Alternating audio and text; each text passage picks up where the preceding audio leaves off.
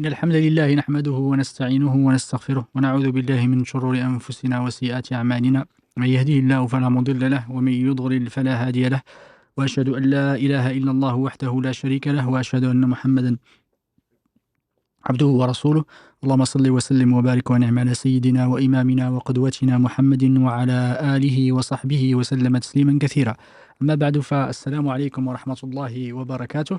Bienvenue dans ce nouvel épisode de cette série spéciale que nous consacrons au mois du Ramadan. Inch'Allah, on va faire quelques épisodes sur des thématiques liées à ce mois béni, le mois de Ramadan. Et là, on commence aujourd'hui par un sujet extrêmement important qui est comment effectivement profiter du mois du Ramadan. Le mois du Ramadan a déjà commencé et on a presque une semaine qui a été entamée. Malheureusement, on aurait aimé peut-être en profiter un peu plus et faire plus que ce qu'on a fait pendant ces jours, parce que c'est des opportunités et des moments qui peuvent ne pas se répéter. Il faut savoir que ce mois est un mois qui est béni, un mois où Allah subhanahu wa ta'ala nous a promis des bénéfices, je vais dire, et des bienfaits extrêmement importants. C'est un mois, le prophète alayhi salatu wassalam, dans un hadith d'Abu Huraira, qu'Allah subhanahu wa ta'ala l'agrée, il dit Atiakum shahru Ramadan, le mois de Ramadan est arrivé, shahrun mubarak, un mois qui est béni. Faradallahu alaykum fihi as-siyam, Allah subhanahu wa ta'ala a ordonné de le jeûner. Tuftahu fihi abwabul jannah, les portes du paradis sont ouvertes. Wa turlaqu fihi abwabul jahim, et les portes de l'enfer sont fermées. Et le prophète alayhi salam dit wa tughallu fihi maradatu shayatin. Effectivement, les shayatins les plus on va dire les plus virulents, barakallahu fik, sont emprisonnés ou sont enchaînés plutôt. Et au fihi laylatun hiya khayrun min alfi layla, le prophète alayhi salam dit il y a une nuit qui contenue dans ce mois qui est la meilleure que 1000 mois. Celui qui arrive alhamdoulilah à en profiter, c'est qu'il a eu tout le bien, et celui qui n'a pas pu profiter de ces biens, c'est qu'il a perdu certainement. Du coup, il faut prendre soin effectivement de profiter, on va dire, de cette opportunité et des opportunités que le Ramadan offre. Et là, alhamdou, j'ai l'honneur d'être accompagné par Cheikh Mamadou Dafay, qu'Allah le récompense par le meilleur, pour parler de ce mois béni, même si on en parle tout le temps. C'est ce qu'appellent les journalistes des marronniers. Mais alhamdoulilah, le rappel profite aux croyants. C'est très important de toujours nous rappeler à nous-mêmes et vous rappeler l'importance de ce mois. Et c'est pas un mois anodin, et c'est pas une période anodine. Il faut être prêt, et il faut consacrer votre temps, alhamdoulilah, vers la recherche de l'agrément d'Allah subhanahu wa ta'ala. Barakallahu fik, Cheikh. Je vais s'introduire. Jazakallahu khairan. Bismillah, alhamdulillah, wa salatu wa salam ala rasulillah. اللهم صل وسلم وبارك على نبينا محمد وعلى آله وصحبه أجمعين. أما بعد, السلام عليكم wa rahmatullahi wa barakatuh. Barakallahu fik, si Mohamed et tous ceux qui sont, Mohamed Adda et Karim qui sont dans le couloir, et vous, mes sœurs et frères, pour votre confiance, pour qu'Allah subhanahu wa ta'ala bénisse ce mois. Comme tu l'as dit, si bien dit, on est dans la 7e nuit, et effectivement, on aurait aimé avoir ce rappel-là peut-être plus tôt, pour profiter. Ça fait 7 nuits de passé. Et donc, c'est chaque nuit qui vient, chaque jour qui vient, est un jour de moins. En fait, dans notre compute, un jour de moins, celui qui n'a pas pu profiter de ce jour-là a vraiment perdu. Ce qui fait que les gens, en fêtant leurs anniversaires, en se réjouissant des jours qui passent, des années qui passent, n'ont pas vraiment conscience de ce qu'ils perdent. Parce que là, vraiment, le temps qui passe, on ne saurait le rattraper, et ce serait un témoin soit pour nous, soit contre nous. Le très beau hadith donc d'Abu Huraira que tu viens de citer nous rappelle effectivement que le jour du jugement dernier est l'objectif. Même si on se réjouit ici, on se réjouit d'une perspective. On ne peut pas se réjouir vraiment de ce que la vie nous offre ici. Donc la vie est un champ de bataille, c'est un champ d'investissement, et donc il faut profiter de tous les instants. Notamment, Allah subhanahu wa ta'ala a été particulièrement miséricordieux avec tout, mais surtout avec la communauté de Mohammed sallallahu alayhi wa sallam. Une nuit meilleure que 1000 mois. Et je suis sûr que si on disait que quelqu'un qui va travailler une nuit, il va avoir, je ne sais pas, 5 000 euros, je suis sûr qu'il ne va pas se fatiguer. Voilà. Et ce n'est pas que pour cette nuit. Et donc tout, comme l'a dit le prophète sallallahu alayhi wa sallam, celui qui jeûne pour Allah avec foi et espoir de la récompense, ses péchés antérieurs lui seront pardonnés. Bon, on verra, Inch'Allah, ce que ça veut dire vraiment. mais c'est qui ne chercherait pas à ne pas avoir de péché. Ne pas avoir de péché vis-à-vis, en tout cas d'autrui, doit nous garantir une bonne fin et certainement, puisque l'homme sera ressuscité sur sa fin, et certainement une belle vie dans l'au-delà. Donc, effectivement, le fait d'avoir cette perspective-là doit nous motiver et doit faire que chaque jour, certainement chaque moment, mais surtout pendant ce mois de Ramadan, puisque Allah seul sait si on va le revoir, ça je pense c'est important. On est ce soir, Dieu seul sait qu'il sera encore vivant demain, même ce soir encore. Donc, c'est extrêmement important d'être conscient. Donc, c'est une partie de nous qui part avec les minutes qui filent. C'est pas pour être triste.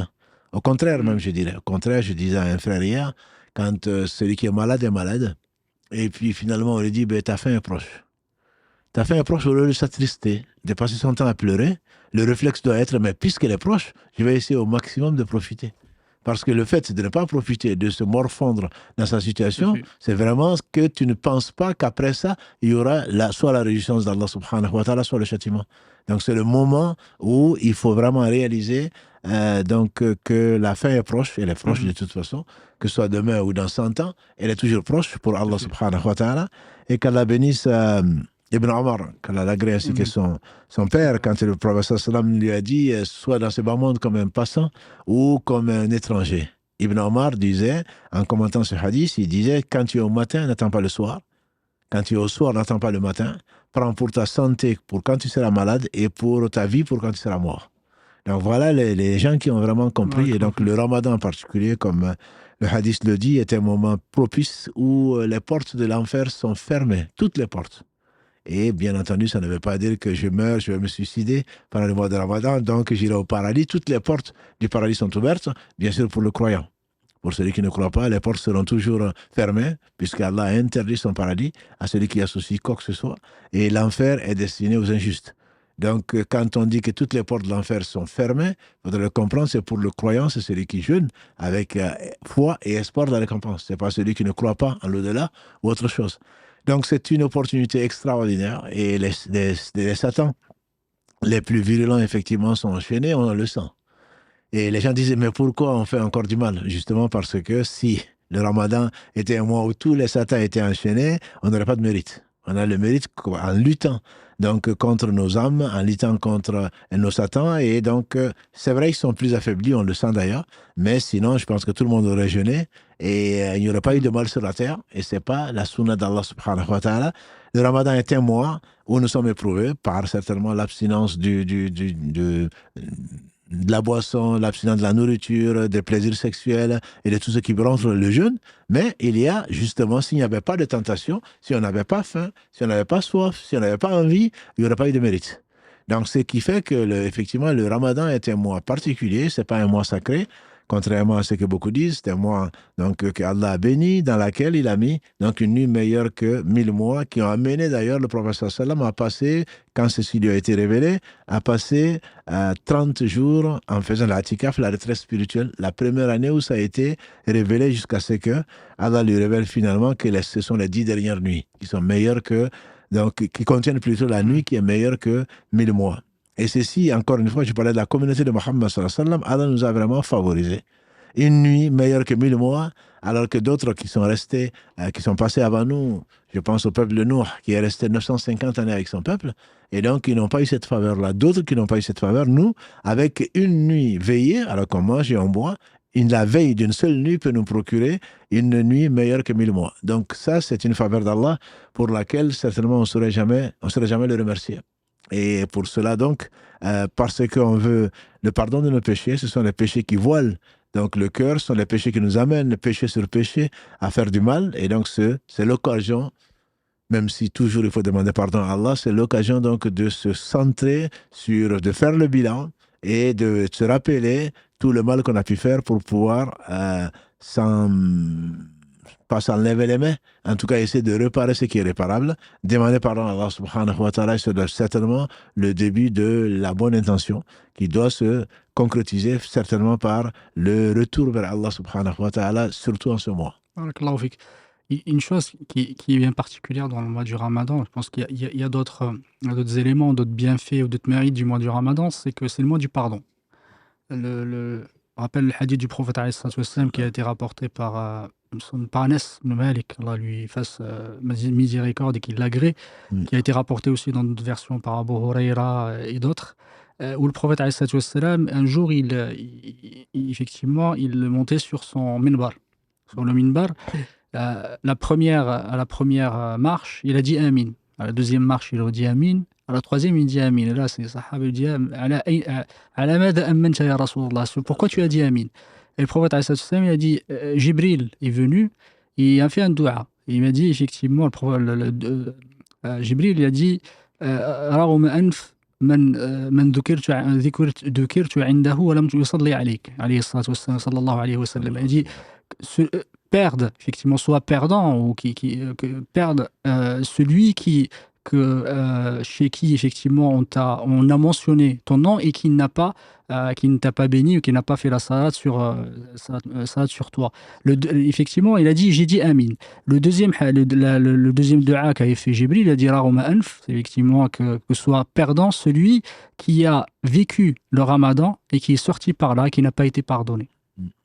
Que vraiment on a perdu si au bout de ce Ramadan on n'a pas atteint effectivement cet objectif. Et le troisième dua qui est important, je le rappelle aussi à nos frères et nos sœurs, le troisième dua, c'est Jibril, il dit Raguma anf, que soit perdant celui qui a vécu et qui a vécu avec ses parents et qui n'ont pas été un moyen pour rentrer au paradis. Et ça, c'est important pour ceux, alhamdoulilah, qui ont encore leurs parents avec eux. Profitez de vos parents parce que ça peut être effectivement un chemin vers le paradis. Qu'Allah subhanahu wa ta'ala nous facilite tous d'être bienveillants envers nos parents. Du coup, c'est vraiment, si on n'atteint pas cet objectif comme Jibril a fait ce dua, c'est qu'on n'atteint pas l'objectif du pardon à la fin de ce Ramadan, c'est qu'on a tout perdu. Tout à fait. Alors, Fixé, tu pouvais juste nous parler de ça, c'est important. C'est très important parce que bon, ça montre, alhamdulillah, que l'intérêt des compagnons du prophète sallam qui surveillaient tous ces actes. Il monte sur le premier, parce qu'il n'en avait pas 5, il n'en avait que 3. Il monte sur le premier et dit Amin. Deuxième Amin, troisième Amin. Pourquoi tu dis Amin? Parce que Jibril m'a dit, et Jibril lui a ordonné de dire Amin. Ça fait. Le Amin de Jibril aurait pu suffire, mais Allah le dit à Mohammed de dire Amin. Et donc j'ai dit Amin. Effectivement, ce qui nous intéresse aujourd'hui, même si les 3 sont importants, c'est celui qui rattrape le Ramadan, ou plutôt celui qui vit le Ramadan, qui n'en profite pas pour se faire pardonner. En effet, celui qui a le pardon d'Allah subhanahu wa ta'ala, il a tout gagné. Celui qui n'a pas le pardon d'Allah, il a tout perdu. Et on sait que le prophète sallam, bien que Allah, dans la sourate 48, verset 1, lui a pardonné ses erreurs à passer et à venir, il demandait pardon, il dit Wallahi, je demande, Ya ayyuhannas utubu ilallahi wastaghfiru. Oh, vous les gens, revenez vers Allah, repentants et demandez-lui pardon. Wallahi, je me repens plus de 70 fois par jour dans la version de Bukhari et dans la version de Muslim, 100 fois par jour. Et donc ça, c'est celui que Allah a choisi qui lui a pardonné toutes ses erreurs possibles. Et donc, quant à nous, que dire alors? Un mois de pardon, et Jibril dit, tu sors du Ramadan, tu n'es pas pardonné, alors que ton nez traîne par terre, que ton nez traîne par terre, qu'il soit humilié, celui qui vit le Ramadan et qui ne sort pas pardonné. Et donc, l'un des soucis doit être celui-là. Est-ce que Allah m'a pardonné? Pour que tu te pardonnes, il faut que tu demandes pardon. Il faut que tu fasses les actes de demander pardon. Pour que tu te pardonnes, il faudrait que tu sois dans l'envie, que tu t'inscrives dans l'humilité et que tu reconnaisses tes péchés. Donc, sinon, Allah va me pardonner. Le prophète sallallahu alayhi wa sallam, il a effectivement dit de la prière à la prière. Oui. Du Ramadan au Ramadan. De la Umrah à la Umrah. Du vendredi au vendredi, les péchés seront pardonnés. Tous les péchés seront pardonnés si on évite les kaba'ir. Les péchés dits les grands péchés. Voilà. Et donc, c'est l'occasion certainement de se dire voilà une occasion unique où je peux sortir de ce bas monde, comme on l'a déjà fait, Karim l'a déjà mis en réel. Ibn Qayyim, quand il fasse miséricorde, il disait qu'il y a trois fleuves par lesquels le fils d'Adam passe. C'est une réflexion, ça reste une vérité. S'il sort de ce bas monde en ayant traversé ces 3 fleuves ou l'un de ces 3 fleuves et qu'il est purifié, alors il entre au paradis.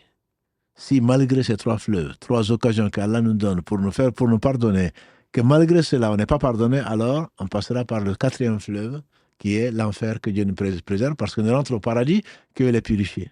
Donc Allah purifie les gens. Dans ce bas monde, il nous donne 3 occasions de nous purifier. Si vraiment ce n'est pas fait, alors très certainement la personne passera par l'enfer pour la purifier. Et donc ça, c'est parmi donc ces 3 fleuves, il y a bien sûr la demande de pardon. voilà, qui en fait partie, qui est donc centrale. Il y a la bonne action, et on trouve tout ça dans le mois de Ramadan, et les épreuves par lesquelles on passe. Donc tous ces trois fleuves nous sont exposés, que dis-je, Allah nous invite à traverser ces trois fleuves dans le même mois.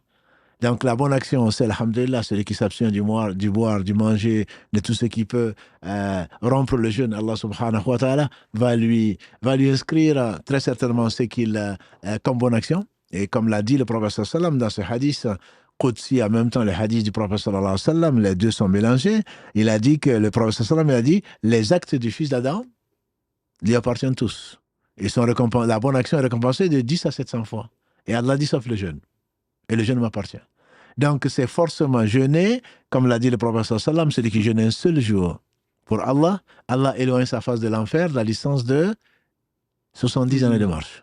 Et comme j'ai dit, un petit calculateur, peut-être qui nous écoute, il a dit que les 70 années de marche, quand on veut les exprimer en kilomètres, pour une marche d'un homme normal aujourd'hui, ça fait 3 millions de kilomètres.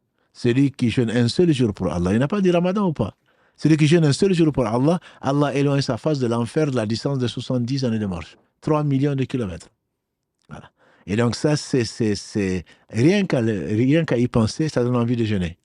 Et pas seulement le Ramadan, mais surtout le Ramadan, qui est un mois particulier où Allah a transformé la petite chose en grande chose. C'est ça la baraka. C'est un mois qui est béni. Inna anzalnahu fi laylatin mubaraka. Et le Ramadan est un mois qui est béni. On a fait descendre ce Coran. Allah a choisi ce mois béni pour faire descendre non seulement le Coran, mais avant lui, il a descendu les feuilles d'Ibrahim alayhi salam dans le hadith de Wathiqa, radiallahu anhu. Il a dit que le prophète sallallahu alayhi wa sallam a dit la première nuit de Ramadan, Allah a fait descendre les feuilles d'Ibrahim, Sohoho Ibrahim. La 6e nuit, il a fait descendre après 6 nuits plutôt, il a fait descendre la Torah à Moussa. Et après 13 nuits, il a fait descendre l'Injil, l'évangile de Jésus.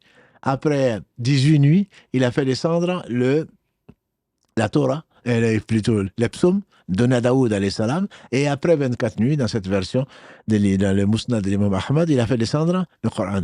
Donc c'était moi que Allah a choisi, qu'il a béni, et c'était moi qu'il a choisi pour nous guider. Nous guider, et raison pour laquelle donc on doit se tenir à ce mois, parce qu'Allah l'a béni, c'est Allah qui bénit les lieux, les moments et les choses. Allah a béni ce mois-là, et Allah a mis dans ce mois ce qu'il n'a pas mis dans notre mois. Et notamment donc cette demande de pardon avec laquelle nous avons commencé, c'est quelque chose qui est extraordinaire dans la mesure où non seulement Allah nous pardonne, et comme il le dit dans la sourate Al-Baqarah, verset 222, Inna Allah yuhibbu tawabin wa yuhibbu al-mutatahhirin. Rien que, c'est énorme. Mais à l'idée même seulement qu'Allah t'aime, c'est ce que nous pensons, c'est ce que nous disons, c'est ce que nous voulons. L'amour d'Allah subhanahu wa ta'ala, Allah dit qu'il aime, non seulement il pardonne, mais en plus, c'est lui qui nous amène à demander pardon. Et en plus de cela, Allah rapproche son serviteur et lui pardonne comme il a pardonné à notre père et à notre mère, donc Adam et Ève. Allah aime les gens qui se repentent, qui reviennent vers lui repentants, et les gens qui se purifient. Barakallahu fik. Effectivement, le repentir est un élément central, enfin, très très important au mois de Ramadan, parce que faut profiter du mois du Ramadan comme un renouveau, effectivement, un renouveau intérieur, et une sorte de recharge spirituelle, effectivement, de bien recharger ses batteries, surtout que ça soit un tremplin plutôt qu'une fin en soi, même si on va dire que c'est une fin en soi, alhamdoulilah, le Ramadan, alhamdoulilah, mais il faut réfléchir aussi à ce qu'on ressorte effectivement du Ramadan meilleur que ce qu'on était, et que ça soit une occasion pour qu'on soit effectivement qu'on aille jusqu'au Ramadan d'après et être, alhamdoulilah, dans un état meilleur effectivement que le Ramadan d'avant. Du coup, c'est vraiment très très important cette question de renouveau pendant le Ramadan, parce qu'Allah subhanahu wa ta'ala bénit ce mois. Et aussi, comme tu as dit, barakallahu fik, c'est bien, les plis virulents des shayatins sont enchaînés. Du coup, on a moins, alhamdoulilah, on voit que il y a moins cette envie de faire des péchés. On voit les gens, ils sont enclins effectivement à venir les adorations. On voit les mosquées, alhamdoulilah, sont remplies. Lillahi alhamd, qu'Allah subhanahu wa ta'ala les laisse, enfin, qu'il perdure comme ça, toujours rempli par son adoration. Quand on parle du Ramadan, effectivement, c'est pour celui qui rentre dans ce mois, l'intention est importante. Quand on jeûne le Ramadan, il faut que ça soit effectivement pas seulement pour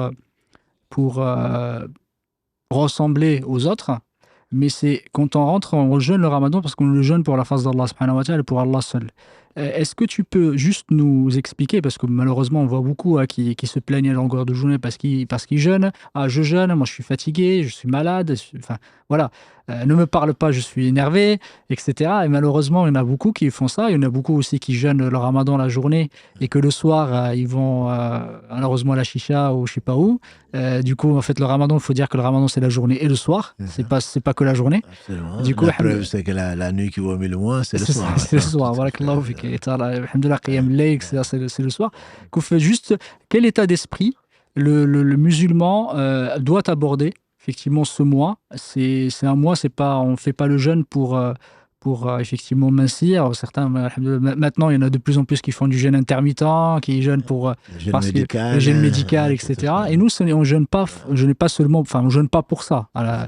initialement. Que barakallahu fik, si tu pouvais faire un rappel à nos frères et à nos sœurs, c'est le jeûne, effectivement, ses objectifs et ses finalités. Alhamdulillah, Allah n'ordonne que le meilleur. Il faut se le rappeler, même si il y a pas mal il y a pas mal de gens qui redoutent le ramadan, ça va venir encore, Oui. qu'est-ce que je vais faire, il va faire chaud, etc. Ça. Déjà, c'est pas venu. Et puis, le ramadan, comme on a dit tout à l'heure, c'est une chance qu'Allah te donne avec l'objectif d'être pieux. Et ça, on en reparlera, Inch'Allah, peut-être la semaine prochaine. Tout à fait. Allah dit, vous les croyants, le jeûne vous a été prescrit comme il a été prescrit à vos prédécesseurs afin que vous atteigniez la piété. Donc ça, Inch'Allah, je ne vais pas insister dessus, la piété, qu'est-ce que c'est, etc., comment y arriver. Mais c'est une occasion, c'est une force, il y a force en arabe, c'est une occasion pour se renouveler, comme tu as dit, et chaque minute qui passe, chaque heure qui passe, quand on se réveille au matin, on remercie Allah d'être en sursis. Tout à fait. On est en sursis en réalité. Et le prophète sallam, qu'est-ce qu'il a dit? Celui qui sincèrement revient à Allah repentant d'un péché, c'est comme s'il n'avait pas péché. Et donc c'est recharger la batterie et en même temps, c'est polir le cœur, c'est se libérer donc de la rouille qui entoure le cœur et qui va amener au mal. Donc l'objectif, c'est vraiment atteindre la piété. L'objectif, c'est de se purifier. Allah aime ceux qui se purifient. Allah aime les repentants. Et l'objectif, c'est d'être meilleur. Et effectivement, à la sortie du Ramadan, sur lui la paix, Jibril, quand il a dit, demandez à Allah, en disant au prophète sallam que j'ai demandé à Allah de celui qui sort du Ramadan, le pauvre, et qui n'a pas changé, très certainement, que son nez traîne par terre, qu'il soit humilié. Et donc, ça veut dire que l'objectif, c'est de sortir de ce mois en étant pur, pas blanc comme neige, mais pur, et en ayant atteint donc ce que Allah aime les pieux, et en prenant de bonnes habitudes. En prenant de bonnes habitudes. Une journée passée, beaucoup de gens qui n'ont pas jeûné, et les gens, qu'Allah les bénisse, qui sont rentrés dans l'islam récemment et qui jeûnent leur premier mois de Ramadan, il y a beaucoup d'appréhension. Mais en réalité, Allah te montre que l'important, c'est la foi. C'est cette foi. Ce n'est pas l'apparence ou c'est la difficulté. Le reste, c'est les tigres en papier. C'est les tigres en papier, quand tu les vois, tu as peur. Mais en réalité, tu as déjà jeûné 6 jours. Et déjà, tu es dans le 7e. Et donc, Allah te montre que la foi est beaucoup mieux. L'homme n'est pas qu'un sexe, n'est pas qu'un ventre à remplir par ceci, cela. Et comme tu l'as si bien dit, c'est pas pour perdre des kilos. Même si, on sait par exemple qu'il y a un article qui est sorti dans un journal que je ne veux pas citer pour ne pas lui faire de la publicité, qui démontre que celui qui jeûne médicalement 2 jours par semaine, il est comme vacciné contre un certain nombre de maladies. Et bien sûr, quand les musulmans ils ont vu ça, ils ont dit, mais finalement, c'est le jeûne du lundi et du jeudi. Pourquoi pas? Mais on croit en Allah, on fait ce qu'il nous a ordonné tout en sachant que je comprenne, que je ne comprenne pas, de toute façon, ça ne peut être que du bien pour moi. Puisque c'est Allah qui sait et nous, on ne sait pas. Et donc, cet objectif d'obéir à Allah avant toute chose, tout en étant convaincu qu'il y a du bien dedans et que la récompense d'Allah sera beaucoup mieux que ce qu'on peut l'imaginer, doit nous amener à faire ce qu'il a ordonné, et c'est ce qui donc amène la piété et qui doit rester, qui doit perdurer. Et le Ramadan, ce n'est pas... C'est certains savants comme l'imam Al-Ghazali disait qu'il y a 3 niveaux de jeûne. Qu'Allah nous amène au moins au deuxième niveau. 3 niveaux de jeûne, le jeûne du ventre, voilà, de la boisson, du sexe, voilà. Ça, c'est celui qui mange beaucoup à 5 heures du matin et puis ensuite qui dort jusqu'à je ne sais quelle heure, qui ne prie pas, qui, le soir venu, il est content, libéré de la journée de jeûne. Donc ça, c'est le jeûne du commun. Malheureusement, il y en a beaucoup. Il y en a beaucoup. Je ne les plains pas. Je les plains pas, je veux dire, ce n'est pas une accusation. Je les plains par rapport au peu de science qu'ils ont et au peu de bénéfices qu'ils en tiraient. Le deuxième niveau, c'est le niveau de le jeûne de l'élite. Car là, nous compte parmi celles-là, sans aucune prétention. C'est le jeûne de tout. C'est-à-dire que c'est le jeûne des yeux, c'est le jeûne de la main, c'est le jeûne des pieds, pas que le jeûne du ventre. C'est ce que Allah dit dans la sourate 24, Nour, verset 30. قل للمؤمنين يغضوا من أبصارهم ويحفظون فروجهم. Dis aux croyants, ya Mohammed, de baisser les yeux, une partie de leur regard plutôt, et de préserver leur sexe. Allah est parfaitement informé de ce qu'ils font. Et dans le verset 31, dit la même chose donc aux croyantes. Et quand on jeûne, ce n'est pas seulement j'ai faim ou je me plains. Non, tu peux manger. Pas de problème, tu peux manger. Si vraiment, qu'est-ce qu'il a dit le prophète sallam? Celui qui ne s'abstient pas du mensonge et de la tromperie, Dieu n'accepte pas son jeûne ou Dieu n'a que faire son jeûne. Donc tout en faisant le jeûne de l'estomac, si la langue dit le contraire, si les membres se mettent à tromper les uns et les autres, Allah n'accepte pas. Donc le jeûne, la réalité du jeûne, pour celui qui a compris ce qu'Allah lui a enseigné dans le jeûne, c'est vraiment le fait de s'abstenir de ce qu'Allah a interdit.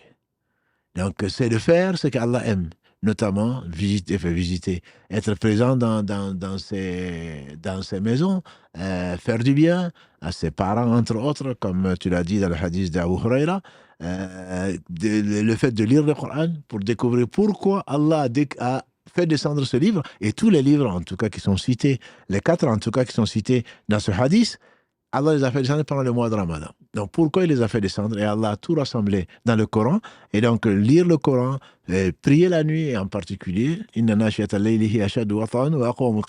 la nuit est plus propice à méditer et à vivre vraiment donc le Coran. Et c'est si celui qui profite donc de sa nuit pour prier, plutôt que d'aller dans les chichas ou dans les cinémas ou je ne sais quoi d'autre. Il y avait une émission, je ne citerai pas non plus la chaîne, qu'on appelait les Nuits du Ramadan. On les appelait comme ça, parce que depuis l'iftar jusqu'au petit matin, voilà, il y a des chanteuses, il y a des machins, il y a ceci, voilà. Et tu penses que tu es en train de faire le Ramadan? Certainement pas. Tu es en train de perdre ta vie en prenant les péchés, et ce n'est pas ça. Et Allah te montre, pour ceux d'entre nous à qui il a permis d'abandonner ces mauvaises habitudes, ça peut être la cigarette, ça peut être les sorties, ça peut être je ne sais quoi l'autre, il te permet de voir que 1 mois durant, tu es capable de faire ça. Et donc si tu sors du Ramadan et que tu reviens à ta position antérieure, c'est que tu n'as vraiment pas jeûné. Donc tu as perdu quelques kilos, tu t'es abstenu médicalement, tu es peut-être plus prompt, tu t'es peut-être vacciné contre des maladies, mais en réalité, la maladie du cœur, tu l'as, et parce que Allah t'a démontré que malgré l'opportunité qu'il t'a donnée, malgré que les chéatines ont été enchaînées, Allah t'a montré que finalement, tu n'as pas compris grand-chose. Tu n'as pas compris grand-chose. Et donc ça fait partie des objectifs et des leçons que le Ramadan, ce n'est pas seulement l'abstinence. Certains ont dit le prophète sallallahu alayhi wa sallam, ne gagnent de leur jeûne que la faim et la soif. C'est d'autres de leur veillée nocturne que la fatigue. Voilà. Et la fatigue et l'insomnie. Donc finalement, qu'est-ce qu'il a gagné? Et il n'a pas gagné grand-chose. Et de ce point de vue, quand tu parlais tout à l'heure effectivement du jeûne, je pense que c'est une des adorations les plus simples et les plus faciles. Pas dans le sens effectivement des épreuves physiques, c'est dans le sens où c'est disent les ulama, une des adorations ou l'adoration où il n'y a pas beaucoup d'ostentation, pas beaucoup de liens. Et de ce point de vue-là que c'est facile, parce qu'effectivement quand tu pries, tu as toujours quand tu pries, les gens te regardent, il faut faire attention, etc. Quand tu veux donner, tu as toujours effectivement Mais c'est que l'autre qui te voit. Exactement, l'autre qui te voit. Ouais. Quand on jeûne, effectivement, les gens ne savent pas. Des fois, ils ne peuvent pas savoir que tu jeûnes. Effectivement, ça c'est effectivement une des raisons pour les ulama, parce que voilà, quelqu'un, ça se voit pas qu'il jeûne, alors que celui qui prie, ça se voit qu'il prie. De toute façon, quand tu vas donner, ils vont voir que tu donnes. Et aussi parce que, Allahu a'lam, c'est que tout le monde jeûne aussi. Tout le monde jeûne à côté, le petit, même comme je disais tout à l'heure, même ceux qui ne sont pas musulmans, ils commencent à jeûner maintenant. Du coup, c'est pas quelque chose effectivement qu'on fait par ostentation. c'est qu'Allah subhanahu wa ta'ala a rendu effectivement facile cette adoration et surtout que le, le- la récompense, si tu pouvais juste nous parler effectivement de ce hadith, la récompense justement du jeûne est différente de la récompense des autres adorations. Si tu pouvais juste nous citer ce hadith qui est vraiment très très important et pour que les gens sachent que quand tu jeûnes, tu ne fais pas un acte anodin et c'est un acte qui est extrêmement aimé par Allah subhanahu wa ta'ala. Absolument, Allah dit dans ce hadith, donc au Qudsi, les actes donc, du fils d'Adam lui appartiennent, sauf le jeûne. Le jeûne, il est mien. Tout à fait. C'est un acte, comme on a parlé il y a quelque temps, de la maison d'Allah, la chamelle d'Allah. Allah s'est attribué le jeûne. Tout à fait. Et les actes sont tous récompensés de 10 à 700 fois, voire plus, sauf le jeûne. Allah dit, le jeûne, il est mien. Et c'est moi qui vais le récompenser. Donc Allah seul sait la récompense du jeûne, au point que les gens du savoir, ils ont dit que le jour du jugement dernier, qu'Allah nous préserve des conséquences et des affres du jour du jugement dernier, on va prendre donc au malheureux, à l'insolvable, ses prières, ses sadaqat, etc. On dit sauf le jeûne parce que le jeûne appartient à Allah. Exactement. Et Allah dit, mon serviteur s'abstient du manger, du boire, des plaisirs pour moi et c'est moi qui vais le récompenser. Il aura le professeur rajoute, il aura deux plaisirs. Le premier, c'est quand il va rompre le jeûne, et pas forcément au plaisir auquel on pense, parce qu'on va manger, etc. Et Cheikh Othaymin, il disait, quand il fait ses miséricordes, il se réjouit du fait qu'Allah lui ait permis de jeûner. Parce que ce n'est pas n'importe qui jeûne, et il espère qu'Allah va accepter cela. Il se réjouit donc que Allah subhanahu wa ta'ala lui donne l'opportunité de lui plaire et l'opportunité de rentrer au paradis, puisque on sait que parmi les 8 portes du paradis, il y a une qui est réservée aux jeûneurs, qui est Ar-Rayyan. Donc, tout ceci le fait sourire, et le prophète m'a dit, et le jour, il va rencontrer Allah. Donc, le jeûne, c'est vraiment appartient à Allah, l'ostentation dont tu as parlé. L'ikhlas, l'inverse, donc la sincérité est dans le jeûne. Est dans le jeûne parce qu'en théorie, sauf nos frères ou sœurs qui veulent montrer aux gens que je jeûne, et on a dit, voilà, je jeûne. Voilà. C'est les autres jours. Mais le ramadan, des fois, qu'est-ce que ça va? Quand tu dis effectivement je jeûne le ramadan, c'est exactement, c'est un pilier. C'est un pilier. C'est un pilier, c'est pas la peine de dire aux gens, sauf si Allah subhanahu wa ta'ala veut te dévoiler ton fond. Et c'est pas la peine non plus de te trouver des excuses. Tout à fait. Et juste une parenthèse par rapport à ça, parce que le jeûne aussi, pourquoi il n'y a pas énormément d'ostentation? Parce que tu peux rompre le jeûne quand personne ne te voit. Tout à fait. Et quand même, tu persistes. Tu veux effectivement ne pas vraiment ni boire ni manger. De toute façon, si tu le faisais pour autre qu'Allah, effectivement, au détour d'une ruelle, surtout ici, alhamdoulilah, personne ne va te juger. Si tu bois, tu peux prendre excusez-moi, tu bois, mais tu continues. C'est-à-dire qu'au final, ce jeûne, pourquoi Allah subhanahu wa ta'ala l'a mis effectivement à un niveau supérieur ou important en termes de récompense, c'est que la personne, quand elle le fait la plupart des fois, généralement, pour Allah subhanahu wa ta'ala, différemment parfois des autres actes qui peuvent être mélangés avec de l'ostentation parce que tu veux te montrer. C'est justement, je disais dimanche dernier aux enfants, papa te dit de jeûner, tu peux t'abstenir du manger et du boire et ensuite tu vas à la cuisine ou même sur la route de l'école ou à l'école, qui te voit. Simplement, c'est pour ça ce que tu nous as enseigné, entre autres, dans l'éducation du croyant. Le muraqaba est quelque chose d'extrêmement important. Dans l'éducation de l'enfant, je ne te suis pas, mais Allah te voit. Les anges te voient. C'est que tu n'es pas seul. Et donc, le fait que j'ai envie de manger, j'ai envie de boire, j'ai envie de faire ceci, cela, on regarde à gauche, à droite, personne ne nous voit. Mais en même temps, on sait qu'Allah nous voit, on ne le fait pas. Effectivement, c'est l'acte, parmi les obligations en tout cas, c'est l'acte le plus pur. Le plus pur. J'atteste qu'Allah seul mérite l'adoration. Allah seul sait si je le pense ou pas. Mais le fait que je m'abstiens du manger, du boire, et je sais qu'Allah me voit, c'est croire en Allah, subhanahu wa ta'ala, croire en son omniscience et croire à sa sagesse, subhanahu wa ta'ala, qui fait donc que tu travailles. Si tu arrives à ne pas manger, à ne pas boire, à ne pas céder à tes passions, à tes désirs, alors très certainement, tu es arrivé au point de considérer, presque comme tu arrives à l'ihsan. C'est adorer Allah comme si tu le vois. Même si personne ne te voit, mais toi tu sais que Allah te voit. Même si toi tu ne le vois pas, lui te voit. Et donc à partir de ce moment-là, tu es vraiment tu es enraciné dans les sources même de la foi. Le fait de ne faire que pour Allah seul, parce que pour quelqu'un d'autre, ils ne le sauront pas. Et de toute façon, ils ne sauront pas si tu jeûnes ou tu ne jeûnes pas. Et même si tu voulais faire comme eux, tu aurais fait comme eux, tu aurais mangé, mais ensuite tu aurais regretté certainement parce que c'est la preuve donc du manque de foi. Tout à fait, barakallahu fik. Et jazakallahu khairan de nous faire ces beaux rappels. Et ça m'a rappelé, je ne vais pas dire que c'est une anecdote, parce que c'est un peu triste, mais alhamdoulilah, c'est aussi, on va dire, heureux pour cette personne, parce que j'ai entendu une histoire, il y a un jeune, qui la raconte, effectivement dans un article, il disait qu'il connaissait un jeune qui aimait le bien, et il aimait aussi la prédication, il était très engagé là-dedans, et il profitait beaucoup du ramadan. C'est quelqu'un on pense du bien de lui, qu'Allah subhanahu wa ta'ala lui fasse miséricorde. Il disait que chaque nuit, chaque soir, il sortait 10 minutes avant. Il prenait effectivement des dattes et un peu de nourriture. Et il allait dans les embouteillages, en tout cas, parce que les gens ils voulaient sortir, et 10 minutes avant pour leur permettre de manger. Il leur donnait à chaque fois effectivement un peu de dattes, etc., de l'eau. Il leur donnait aussi quelques petits lits livrés, etc. Il a dit jusqu'à un jour, une voiture qui arrivait à fond, qu'il a percuté et il est décédé. Qu'Allah subhanahu wa ta'ala lui fasse miséricorde. Et ça m'a rappelé l'importance de donner et de donner. C'est l'importance aussi de faire rompre le jeûne à quelqu'un. C'est le prophète alayhi salatu wassalam, le hadith qui dit celui qui fait rompre le jeûne à un autre, il a la même récompense que lui. Et quand, alhamdoulilah, à la mosquée, qu'Allah subhanahu wa ta'ala récompense les frères et les sœurs et ceux qui donnent, on fait effectivement ça tous les soirs. On permet à des jeûneurs de rompre leur jeûne. Et c'est quelque chose d'extraordinaire. Quand j'ai lu ça, je me suis dit...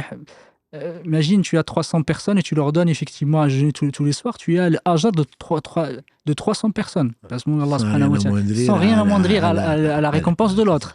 Et ça, c'est extraordinaire. Allah subhanahu wa ta'ala nous donne de ses bienfaits. Il faut juste ramasser. Enfin, il n'y a même pas... Quelqu'un, effectivement, quand on dit, voilà, le ramadan, tu rentres dans un palais ou tu rentres dans une cuisine pleine de nourriture, tu dis, non, j'ai pas faim, je mange pas. Je dis, mais t'es fou. Tu es quelqu'un, effectivement, il y a quelque chose qui ne va pas.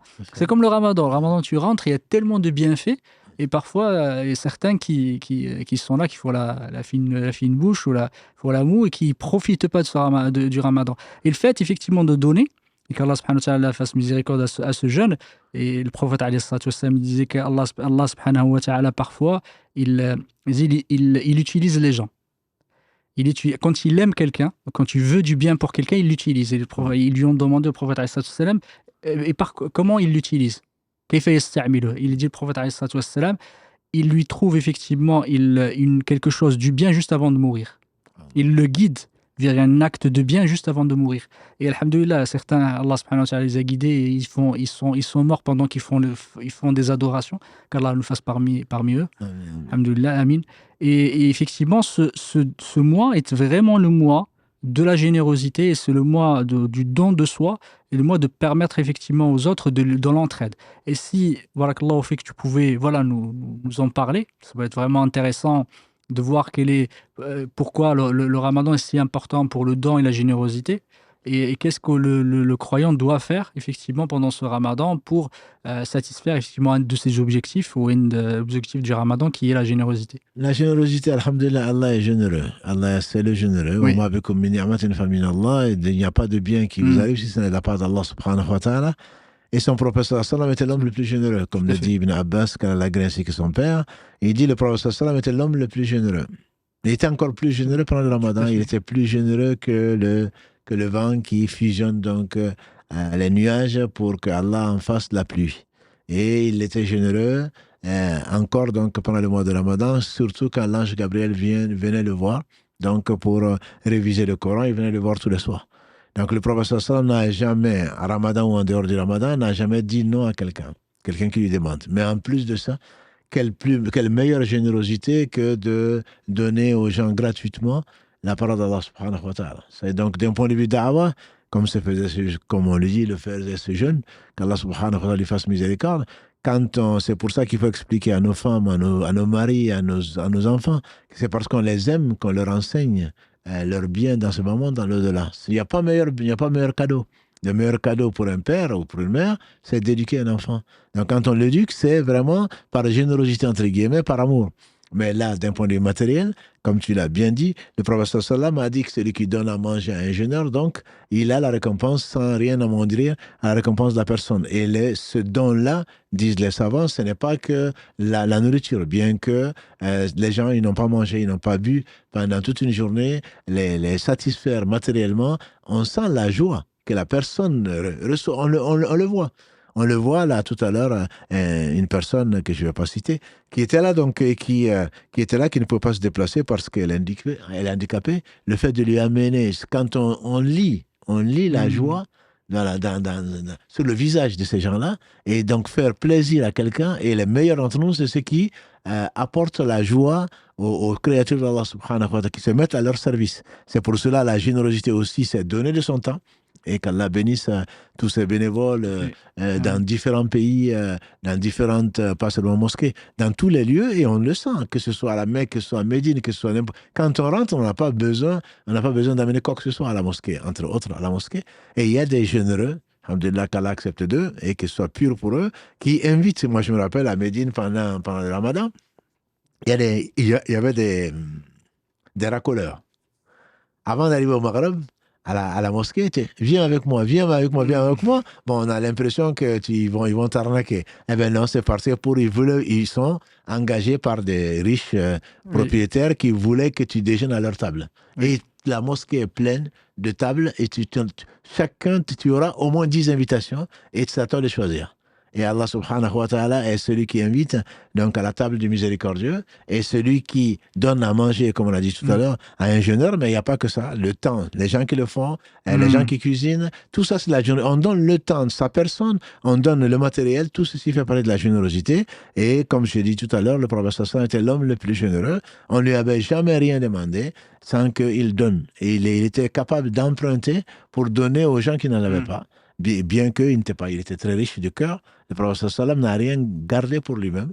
Et donc le mois de Ramadan, c'est vraiment le mois où il faut nourrir les pauvres, où il faut venir aux besoins des besogneux, donc que ce soit des démunis, que ce soit les orphelins, que ce soit les veuves, et tout ce que l'on peut faire comme bien. Et c'est vraiment le mois par excellence du don. Barakallahu fik. Et c'est aussi le mois par excellence du don, c'est également le mois par excellence du Coran. Le prophète alayhi salatu wassalam disait qu'effectivement Jibril alayhi salam venait chaque nuit lui faire le muraja'a du Coran, réviser le Coran toutes les nuits. Du coup, les ulama, certains, ils disaient qu'Allah leur fasse miséricorde. Ils faisaient khatm al-Coran une fois par jour, effectivement. Même Shafi'i, dont on avait parlé il n'y a pas très longtemps, qu'Allah lui fasse miséricorde, disait qu'il faisait deux khatmas du Coran, une la journée et une la nuit. Parce qu'effectivement, c'est un mois où il faut... C'est un des mois peut-être où il faut lire le Coran. Il faut essayer effectivement de le terminer. Même si on n'y accorde pas beaucoup de temps en termes de méditation, etc. Les ulama disent effectivement on peut aller un peu plus vite. Parce que il faut, c'est la sunna du prophète alayhi salatu wassalam, même si la sunna c'est pas d'aller vite, mais sunna effectivement que chaque nuit il lui faisait réviser le Coran, et c'est très important de consacrer beaucoup de temps au Coran pendant ce mois, parce que c'est le mois de prédiction du Coran, c'est le mois du Coran. Tout à fait. Alors, si tu pouvais juste nous donner quelques conseils aux frères et sœurs et qu'ils le mettent à disposition, enfin je peux dire à disposition beaucoup de leur temps, une bonne partie de leur temps au Coran. Le Coran, alhamdulillah, c'est le livre, comme c'est la parole d'Allah subhanahu wa ta'ala, on y a consacré toute une série. Le Coran, les gens du Coran, comme l'a dit le prophète sallam, Ahlul Coran, Ahlullah wa khasatu. Donc ce sont les gens que Allah a choisis, c'est les gens du Coran. Et aimer le Coran, c'est aimer la parole de combien d'entre nous gardent dans leur portable ou je ne sais quoi d'autre, des enregistrements des personnes qu'ils aiment, etc., pour les réécouter au besoin. Et donc là, Allah t'invite au bien, c'est la parole parfaite, tout le bien y est. Et donc le fait qu'il ait été révélé pendant le mois donc, du Coran, donc le mois de Ramadan, fait que dans toutes les mosquées du monde, on lit le Coran tous les soirs, dans ce qu'on appelle le Tarawih. Le terminer n'est pas forcément... c'est une sunna, comme tu l'as dit, puisque le prophète sallam révisait tout ce qui avait été révélé du Coran, et la dernière année, il a révisé donc deux fois. Et il a compris, il le savait déjà, que sa fin était proche, Donc, le fait de lire le Coran, bien sûr, avec respect, avec méditation, c'est possible, mais en tout cas, essayer de terminer le Coran, c'est une sunna. Ne pas le connaître beaucoup de Coran, comme certains de nos sœurs, certains de nos frères francophones se plaignent moi, je ne comprends pas français, je n'arrive pas, arabe plutôt, je n'arrive pas à lire le Coran, ce n'est pas grave. C'est pas grave, l'essentiel, c'est qu'on lise le Coran, qu'on lise les versets, qu'on revienne dessus. Et il est arrivé au prophète sallam de lire que quelques versets la nuit, tout en pleurant. Donc, il faut vraiment donner l'importance au Coran parce que c'est le mois du Coran. C'est par excellence le mois du Coran. Et qui dit le Coran dit la parole d'Allah. Et qui dit la parole d'Allah dit ce qu'il y a de mieux dans ce monde et dans l'au-delà. C'est la parole d'Allah subhanahu wa ta'ala. Donc, il faut effectivement prendre de son temps. Il ne s'agit pas, encore une fois, de bâcler ou de ne pas respecter. Ça, c'est très important. De pas respecter le Coran. Voilà, tu nous as expliqué différentes façons de lire le Coran. Il ne s'agit pas effectivement de faire, de le lire très très doucement, en méditant, etc. Mais si celui qui le fait, il le fait. C'est un choix qu'on fait. Mais la sunna du prophète sallam, effectivement, c'est de lire le Coran sans compter ce qu'on a déjà dit. Celui qui lit une lettre du Coran, Allah lui récompense par 10 bonnes actions. Alors, il a dit, je ne dis pas qu'Alif Lam Mim c'est une lettre, Alif est une lettre, Lam est une lettre et Mim est une lettre. Donc, il y a toutes ces 6000 et quelques versets composés de combien de lettres, et Allah récompense la bonne action par au moins 10 bonnes actions, etc. Donc, il y a tout cet esprit-là qui fait que, comme tu dis, les meilleurs d'entre nous, enfin, c'est les anciens en tout cas, on disait même qu'ils s'abstenaient souvent de donner des cours ou de faire autre chose qui ne faisait que lire le Coran parce que c'est le mois du Coran. Et donc, si on a pour nos sœurs et nos frères qui sont francophones et qui n'arrivent pas à lire beaucoup de Coran parce qu'ils n'arrivent pas à déchiffrer, moi je leur conseille tout simplement de s'adonner à soit d'écouter, puisque écouter, on l'a déjà vu, c'est comme lire, soit d'écouter et en même temps, en tout cas pour moi, c'est pas un secret, c'est un secret de polichinelle, c'est écouter et en même temps lire le sens. Ce qui permet non seulement d'en tirer profit, mais en même temps donc de faire participer à l'adoration et les oreilles et les yeux. Et certainement, tout ceci va descendre dans le cœur, puisqu'il y a un conduit direct dans le cœur qui permet donc de effectivement sortir de ces journées et de ces nuits, sortir du mois de Ramadan, ayant lavé donc ce qu'il faut laver de nos péchés, et étant déterminé, parce qu'on a compris ce qu'Allah voulait, et on a compris l'honneur qu'il a accordé au fils d'Adam en lui envoyant ses messagers, et l'honneur qu'il nous a fait de nous conserver le Coran. Barakallahu fik, et jazakallahu khairan de l'avoir rappelé pour nos frères et sœurs qui n'arrivent pas à lire le Coran effectivement en arabe. Les preuves du Coran et effectivement de la Sunna, sur la Sunna du prophète alayhi sallam, prouvent que celui qui n'arrive pas, qui a la bonne intention et qui n'arrive pas à atteindre l'acte, alhamdoulilah, Allah subhanahu wa ta'ala, il lui donnera l'ajr, effectivement, lui donnera la récompense de cet acte-là. Parce que il y a plusieurs hadiths dans ce sens, et alhamdoulilah, si on a l'intention de faire quelque chose nous a empêché et qu'on n'y arrive pas, Allah subhanahu wa ta'ala nous a promis d'avoir la récompense comme si on l'avait fait. Mais même si ce n'est pas la même chose que celui qui a fait l'acte, celui effectivement il aura la récompense, celui qui a fait l'acte ça sera démultiplié, mais ce n'est pas pareil comme on dit les ulama. Effectivement, il y a une différence entre celui qui a pu le faire, celui qui a fait l'acte, mais on aura quand même la récompense comme si celui qui l'a fait. Du coup, je répète, il y a un frère, la dernière fois, on était en train de discuter, il me dit effectivement j'arrive au premier rang pendant le Ramadan. Je m'assois, mais après on va manger, je vais aider, et quand je pêche, je reviens, je perds ma place. Qu'est-ce que je fais? Est-ce que je garde ma place pour prier au premier rang, où je reste avec les frères pour les aider, etc., même si je rate le premier rang? Je dis, alhamdoulilah, c'est une question d'intention, et c'est quelque chose qui t'a empêché. Allah subhanahu wa ta'ala t'a promis cette récompense, c'est comme si tu l'avais fait. Et il y a deux personnes, comme l'a dit le prophète sallallahu alayhi wa sallam, qui sont enviées. Oui. Et ça, je pense qu'il faudrait j'aime bien les ambitions, je suis ambitieux, qu'Allah nous accorde tous le plus haut degré du paradis. Il a dit, il n'y a que deux personnes qui doivent être enviées. Celui à qui Allah a donné de l'argent, exactement, et qui le dépense matin, midi et soir dans sa cause, et celui qui Allah lui a enseigné le Coran, et qui le lit et qui l'applique. Donc, ça, il ne faut pas oublier que Allah subhanahu wa ta'ala, quelqu'un à qui il n'a pas donné les moyens. Je ne dis pas qu'il a été paresseux, je ne dis pas qu'il a été insouciant, je ne dis pas quelqu'un qui a négligé, qui a préféré le commerce ailleurs qu'avec Allah. Il est limité, son intellect est limité, voilà, mais il aime les gens. Il aime les gens, comme tu nous as raconté avec le Cheikh Ousseyn, ce sont des gens avec qui on n'est pas malheureux. Si vraiment tu aimes, tu vas aller avec des gens. C'est que tu aimes le Coran, tu ne sais pas lire, tu ne sais pas écrire. Mais tu es là à côté des gens qui récitent le Coran. Tu es là à côté des gens qui parlent le Coran. Et je ne doute pas qu'Allah va te récompenser. Voilà. Donc ça, le prophète il a dit, celui qui voit quelqu'un en train de faire le bien et qui s'est dit, moi, je ne peux pas le faire, mais j'aimerais le faire si j'avais. Parce qu'Allah sait que tu ne l'avais pas.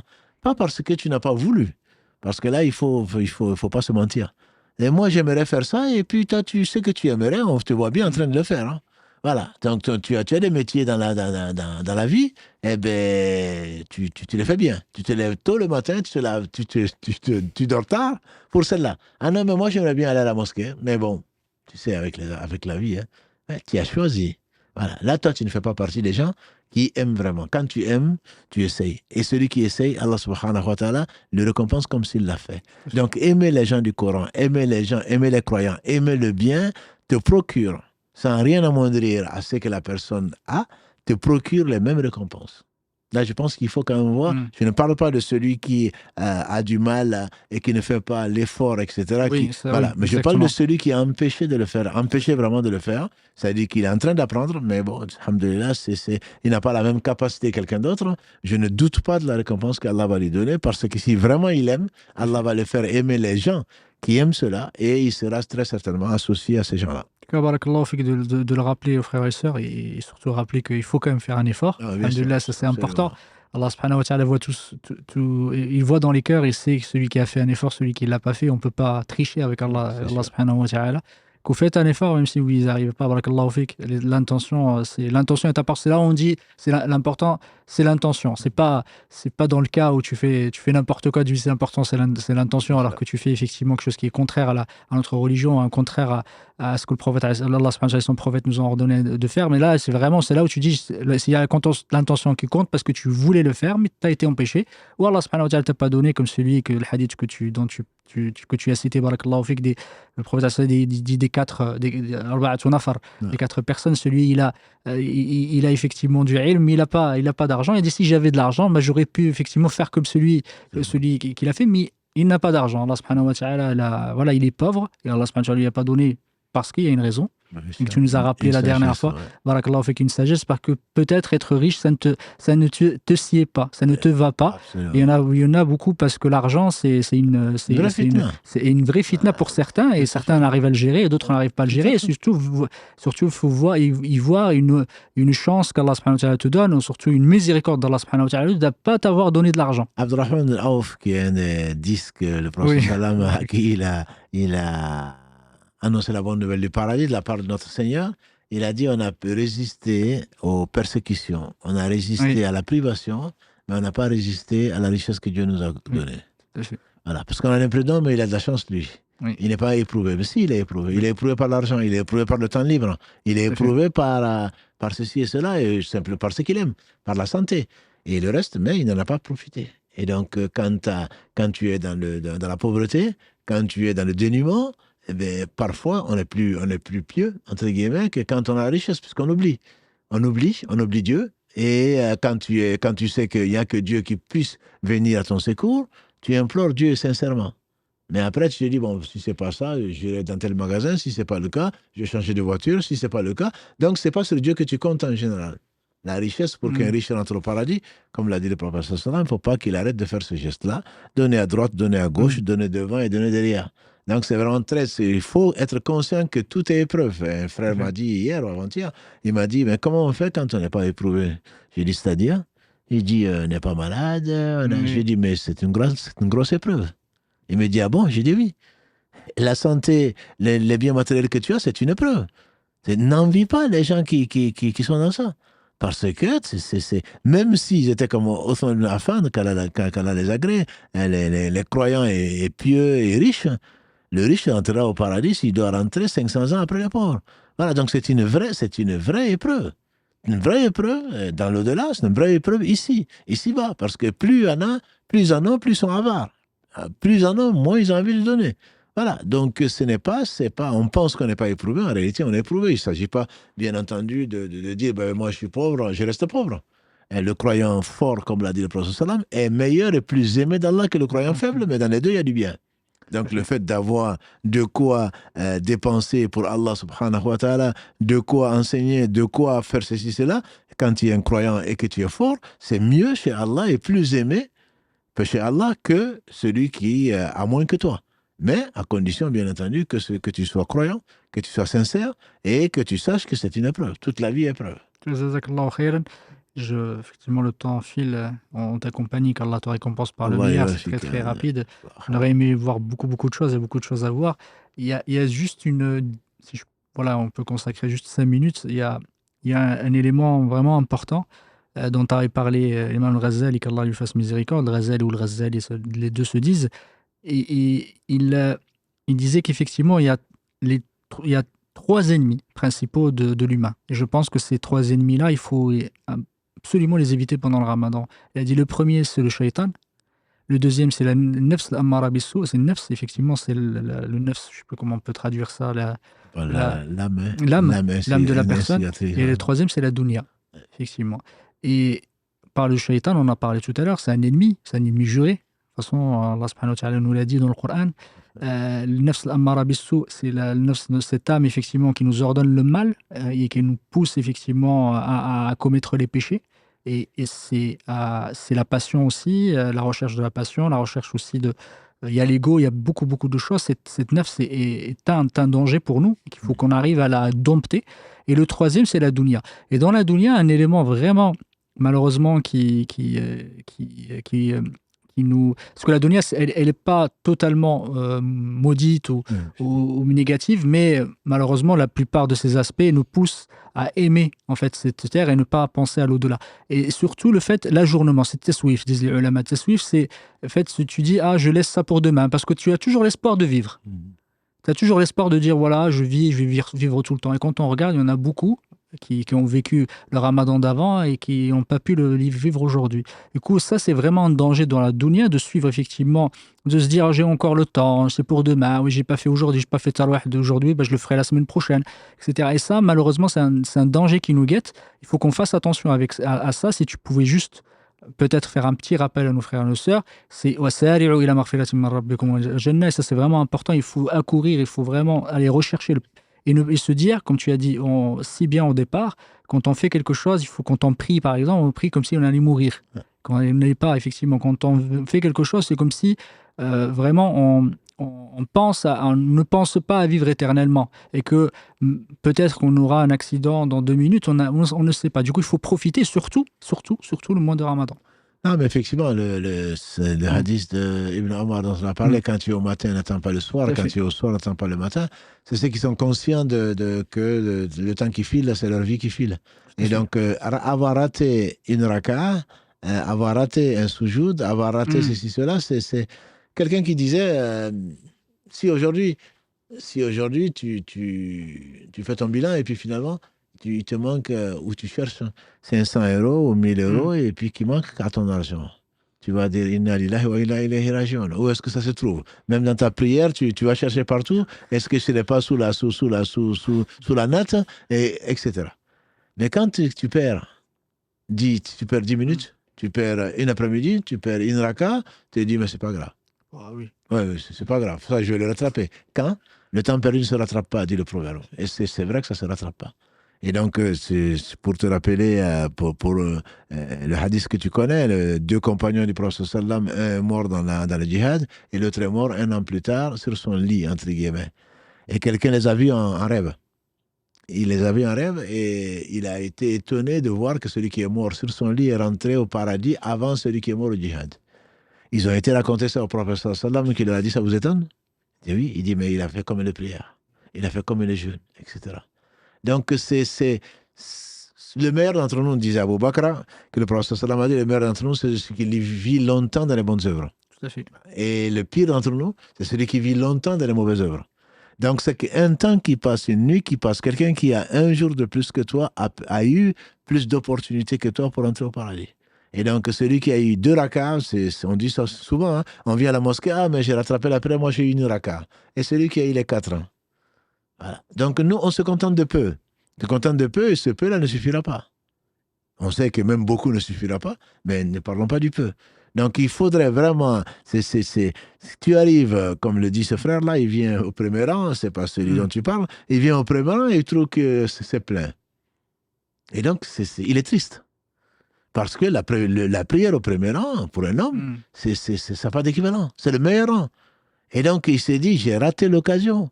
J'ai raté l'occasion de pouvoir ramasser. Peut-être qu'elle ne se présentera plus. C'est ça. On dit qu'il y a un hadith qui fait dire que chaque jour qui vient, qui dit, me voici, je suis un jour nouveau. Profite de moi, je ne reviendrai pas jusqu'au jour du jugement dernier. Si tu ne profites pas de moi, tu n'auras pas d'autre occasion. Tu auras d'autres occasions, mais pas cette occasion-là. Donc, tout ce que tu as raté, c'est quelque chose que tu as perdu. Et donc, considère-toi comme un perdant. J'ai perdu, cela t'a attristé.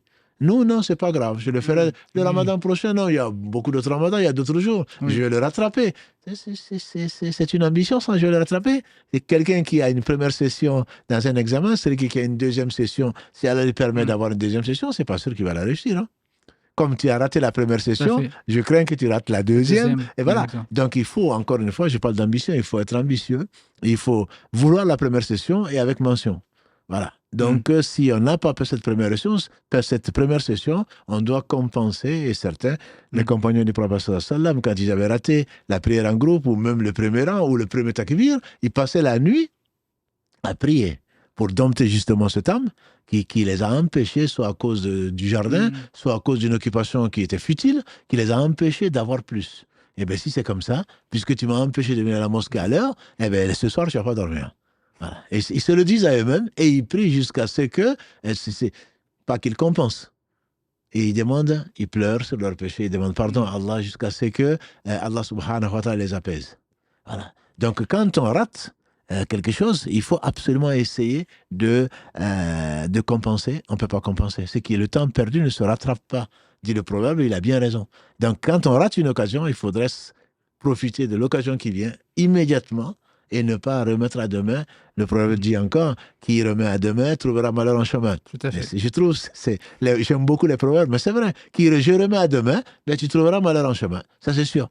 Donc, c'est pour cela, surtout le ramadan, et Dieu seul sait si nous serons là demain. En tout cas, c'est sûr que d'autres ramadans, il y a des chances pour qu'on ne soit pas là, lesquels on ne sait pas. Donc, demain, on sera là ou pas, qu'Allah subhanahu wa ta'ala nous fasse profiter donc, de tous les jours, de tous les instants, pour faire du bien et qu'il nous pardonne pour nos négligences. Qu'Allah nous inspire effectivement le bien et nous inspire de suivre son chemin. Amin. Alhamdulillah, on est arrivé effectivement au terme de ce live, enfin en tout cas du cours. On passera aux questions bi'idhnillahi ta'ala exclusivement sur le ramadan, Inch'Allah ta'ala, sur l'objet du jour.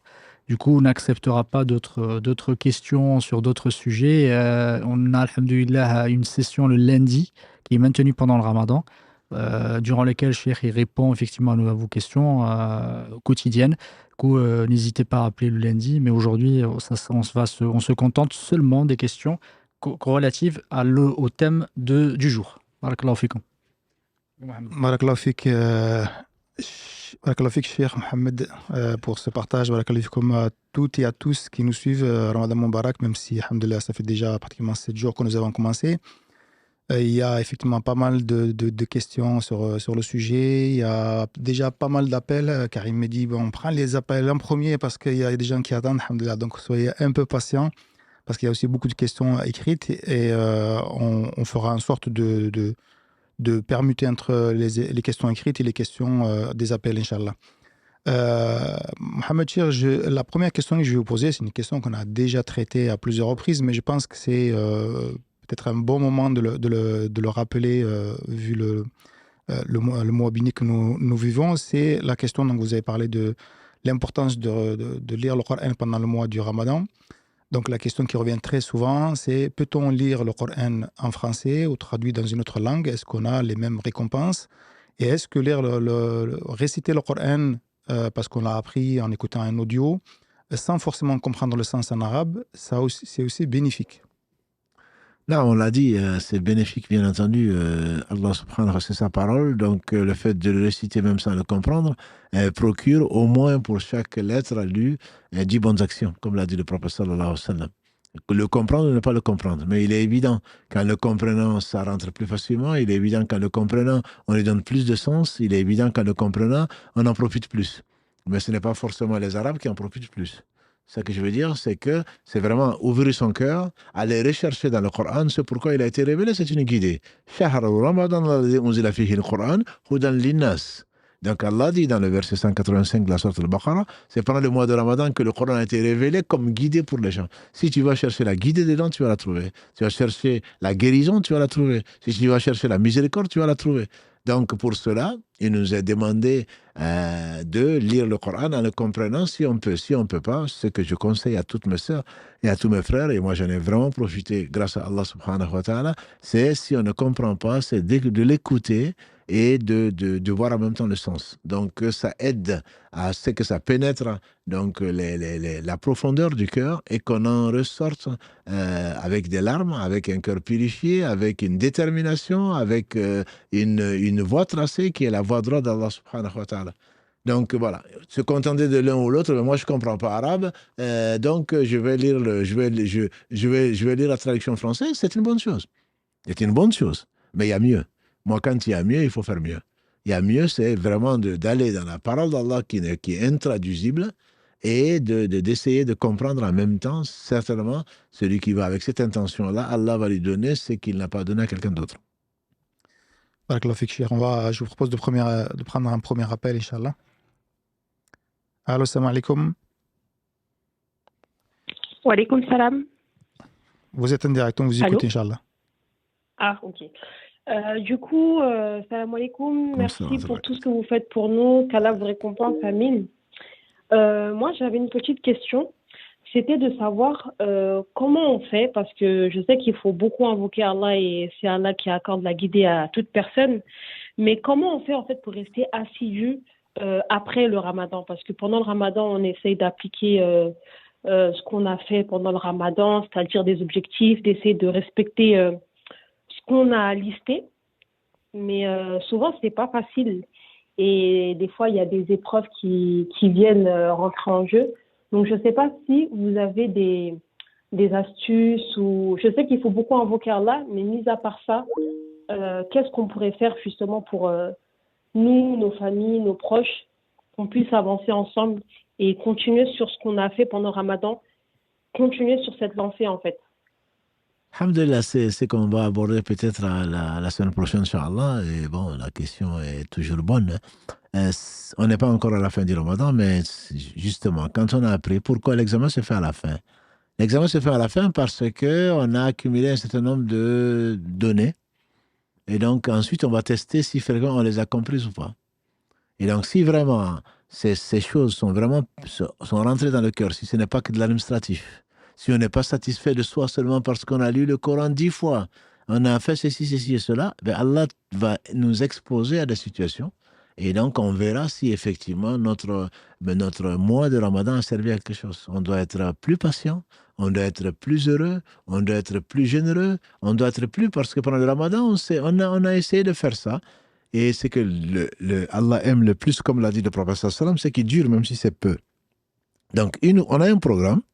Et à la fin de l'année, là, à la fin du mois, ce programme, on va l'appliquer. Et elle aura l'examen pendant les 11 autres mois, ou plus, au moins. Voilà. Donc, il faudrait vraiment savoir que ce n'est pas une fin en soi. Ce n'est que le Ramadan, comme tout le reste, n'est qu'un moyen. C'est un moyen pour se rapprocher d'Allah. Est-ce qu'on rapproche d'Allah ou est-ce qu'on a satisfait son âme? Ou est-ce qu'on a été content de soi-même? On le verra bientôt. Parce que si après le Ramadan, on est aussi mauvais qu'avant le Ramadan, c'est que Allah n'a pas accepté. Là, il n'y a pas de doute dessus. Donc, on doit, en quittant le Ramadan, on doit presque craindre. Est-ce que j'ai vraiment révisé? Est-ce que j'ai vraiment puisé ce pourquoi? Kutiba alaykum as-siyam, je rentre déjà dans l'épisode 2, Inch'Allah, samedi prochain. Vous les croyants, le jeûne vous a été prescrit comme il a été prescrit à vos prédécesseurs, afin que vous atteigniez la piété. L'a-t-on atteint ou pas? Et ça, on le saura à la fin du Ramadan. Ce n'est pas être pieux pendant le Ramadan. C'est après le ramadan, est-ce qu'on a atteint ce pourquoi le ramadan a été prescrit pour nous. Et donc, chaque année, pour la personne qui peut la supporter, justement, pour renouveler les batteries et pour se recharger les batteries, comme disait tout à l'heure sur Mohamed, les batteries rechargées, ou est-ce qu'elle est à plat? À peine on fait l'Aïd, et ça y est, on est reparti dans les mauvaises habitudes. C'est que ça n'a pas été, la batterie est à changer. Est à changer, en tout cas à purifier ou à recharger à nouveau, mais c'est certainement une des sagesses d'Allah subhanahu wa ta'ala qui nous met donc à l'épreuve. On ne peut pas, et la foi, on en parlait les mercredis, jusqu'au ramadan, la foi, elle augmente, elle baisse.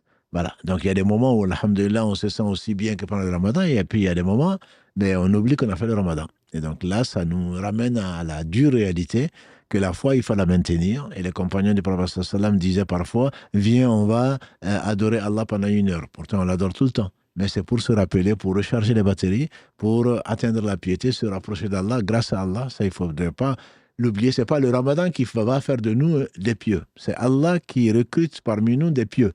Et donc, le ramadan, enfin, le jeûne est un des moyens, il n'a pas d'équivalent pour atteindre cette piété-là. Si on a vraiment jeûné, le jeûne donc de l'élite, et Al-Ghazali aujourd'hui dit encore qu'il y a, en plus du jeûne du commun, il y a le jeûne de l'élite, donc qui nous a empêché de faire ce qu'elle a interdit, qui nous a poussé à faire ce qu'Allah aime. Il y a le jeûne de l'élite. Et donc ça, c'est le fait que son cœur soit entièrement tourné vers Allah subhanahu wa ta'ala, sans effort, et que Allah soit vraiment notre objectif. Mais bon, ça c'est un autre débat. Qu'Allah nous facilite son adoration. Barakallahu fik, merci. Amin, barakallahu fik. Allah yafik. Salam alaikum. On prend notre appel, Karim? Non, c'est bon. Cher, j'ai une question écrite. La personne, elle dit, voilà, je ne peux pas me déplacer. J'ai la mosquée qui est juste en bas, donc je les entends faire le tarawih. Et sachant que je suis dans l'incapacité de me déplacer, est-ce que je peux suivre le tarawih de chez moi? Ça, c'est ce qu'on a dit, de vidéos en live, etc. Le tarawih, si tu es chez toi et que ton appartement est un appartement, ce n'est pas un lieu de prière, qu'il n'y a pas d'accès directement sur la mosquée, ceci n'est pas considéré comme faisant partie de la mosquée. Voilà. Donc, si effectivement c'est une annexe de la mosquée, même si elle est utilisée que pour le tarawih ou pour le vendredi, il y a un accès direct, ça fait partie de la mosquée. Mais si toi, tu es chez toi au 3e étage, la mosquée est au sous-sol, et donc toi, tu restes chez toi et tu écoutes, tu l'entends presque. Mais entre-temps, tu n'es pas dans la mosquée. Et on parle, on mange, on dort dans cet espace-là, donc ça ne fait pas partie de la mosquée. Pas partie de la mosquée. Alhamdulillah, ce sont les règles de fiqh, on ne va pas revenir dessus. Si tu n'es pas dans la mosquée, ni une annexe, et qu'il y a quelque chose qui te sépare de ça, et qui est franchissable, et dans lequel espace on fait ce qu'on veut, à ma connaissance, ça ne fait pas partie de la mosquée. Barakallahu fik, Cheikh. Un autre appel, Karim? Allez. Salam alaikum. Wa alaikum salam wa rahmatullah. Oui, c'est Samira. Voilà, je voulais savoir, il est dit qu'il n'y a aucun musulman qui fait une invocation dans laquelle il n'y a ni péché ni rupture des liens de parenté, sans qu'Allah ne lui donne une de ces 3 choses. Soit il exauce tout de suite son invocation, soit il lui retarde l'exaucement pour l'au-delà, ou soit il le protège d'un mal qui est équivalent. Mais on m'a donné aussi une deuxième version. On m'a dit soit il exauce tout de suite, soit il exauce mais pas dans les médias, ou soit il le protège d'un mal qui est équivalent. Et moi, je voulais savoir vraiment, c'est laquelle des deux que je dois vraiment retenir. Ce que vous avez dit, c'est la même chose. La promesse d'Allah est vraie. Que ce soit une des 3 façons ou une autre façon pour qu'Allah subhanahu wa ta'ala exauce, ça reste toujours vrai. La promesse d'Allah est vraie. Ton Seigneur, votre Seigneur a dit, invoquez-moi, je vous réponds. Donc il n'y a pas de doute. Quelle est la forme? On la reconnaît pas, il est certain que Allah va nous répondre. Donc soit il donne ce que l'on veut, soit il retarde et nous la donne quand même, soit il nous remplace par quelque chose, ou il y a une autre version, c'est dans l'au-delà qu'Allah va nous récompenser. Voilà ce que tu avais demandé, je ne te l'ai pas donné. Donc peu importe la version, je ne sais pas à quelle version exactement vous faites allusion, dans tous les cas, il faut croire qu'on a demandé, on fait dire à Omar ibn Khattab au Kalalagré, je ne me soucie pas de la réponse qu'Allah va donner, dans la mesure où Allah m'a inspiré d'invoquer. Si Allah t'a inspiré d'invoquer, tu auras une réponse, la meilleure des réponses qu'Allah aura choisie pour toi. Donc, peu importe que ce soit l'une ou l'autre, dans tous les cas, Allah va répondre à ton invocation. D'accord, barakallah aussi. J'en profite juste parce que ça fait des éléments qu'on n'a pas pu aborder durant durant le live, c'est que il y a des invocations pendant le ramadan qui sont exaucées. Le prophète alayhi salatu wassalam nous l'a relaté dans le hadith de Anas. Si tu pouvais juste nous le rappeler, barakallahu fik. Vas-y, Inch'Allah. Alhamdulillah, le prophète alayhi salatu wassalam dit trois, leurs invocations ne sont pas rejetées. Et effectivement, c'est le gouverneur ou le juste et le sa'im, effectivement, le jeûneur quand il rend son jeûne, effectivement, au moment du rompre son jeûne, et l'invocation de celui qui a fait preuve, enfin, qui a été touché par l'injustice, le matloum, effectivement. Et alhamdoulilah, il faut se dire que chaque jour, alhamdoulilah, on a un moment où Allah subhanahu wa ta'ala nous a offert cette opportunité, que notre invocation n'est pas rejetée. Effectivement, il faut le faire avec sincérité, mais il faut savoir que c'est un moment extrêmement important, le moment où on rend le jeûne, effectivement, chaque jour du ramadan. Qu'on a, alhamdoulilah, qu'Allah fait que si tu pouvais... Non, barakallahu fik, c'est exactement ça, c'est l'une des versions. L'autre version, c'est l'invocation du Père pour ses enfants. C'est également l'invocation de la mère. Dans une autre version, le voyageur également. Voilà. Donc, alhamdulillah, Allah nous donne, barakallahu fik, cette opportunité à un moment précis d'invoquer. Quand on invoque, Allah y répond.